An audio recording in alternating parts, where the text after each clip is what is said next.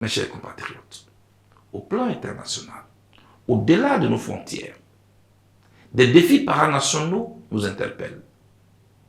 Passons sur le conflit au Moyen-Orient, la guerre russo-ukrainienne, pour nous appesantir sur les mutations qui s'opèrent dans la zone ouest africaine chez nous. Face à ces dynamiques qui sont inhérentes à la marche et à l'évolution des sociétés, la Côte d'Ivoire, notre pays, à mon avis, devrait jouer un rôle prépondérant. Certes, économique, mais surtout conciliateur, en vue de conserver sa place de leader. Notre diplomatie en a les moyens et la capacité.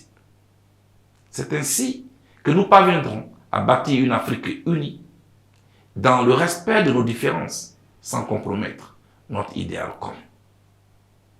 Vu que ces dynamiques enclenchées en Afrique sont irréversibles, il appartient désormais aux dirigeants africains de trouver des mécanismes et autres passerelles de coopération, comme cela a été le cas des négociations entre l'Angleterre et les autres pays membres de l'Union européenne suite au Brexit.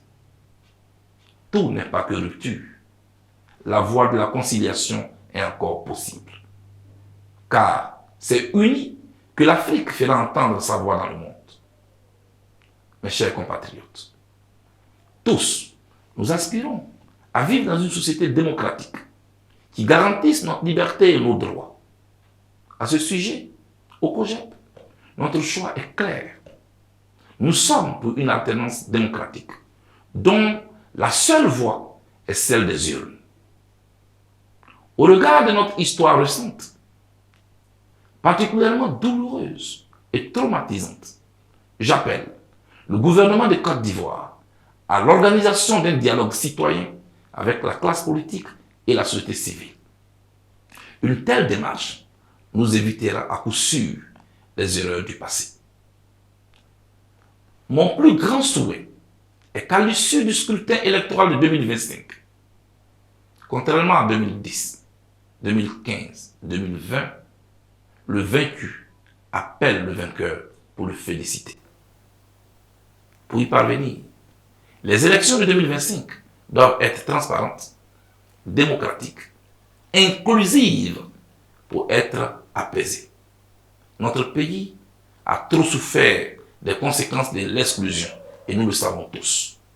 C'est pourquoi j'appelle le président de la République de Côte d'Ivoire à prendre des mesures pour éponger la mer ardoise des crises politiques précédentes. Une loi d'amnistie pourrait être initiée par la majorité de l'Assemblée nationale. Notre histoire récente le recommande, notre quiétude l'exige. À ce niveau, nous étions 4 personnalités à avoir fait l'objet d'un mandat d'arrêt de la part de la CPI. Le président Laurent Gbagbo, l'ex-première dame Simone Yves Gbagbo, le général Debout Blé Bruno et moi-même Charles Blé Goudé.